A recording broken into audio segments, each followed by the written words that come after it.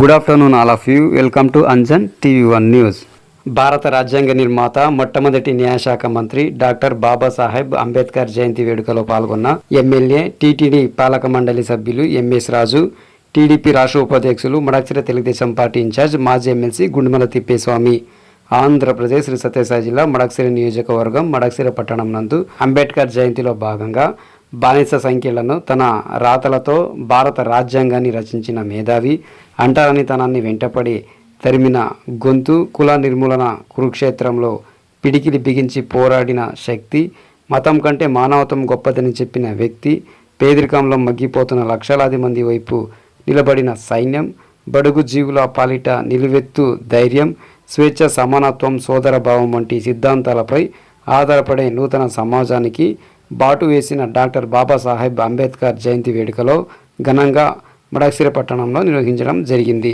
ఈ సందర్భంగా అంబేద్కర్ జయంతి వేడుకలో ఎమ్మెల్యే ఎంఎస్ రాజు, మాజీ ఎమ్మెల్సీ గుండుమల తిప్పేస్వామి పాల్గొని అంబేద్కర్ విగ్రహానికి పాలాభిషేకం చేసి అన్నదాన కార్యక్రమం నిర్వహించారు.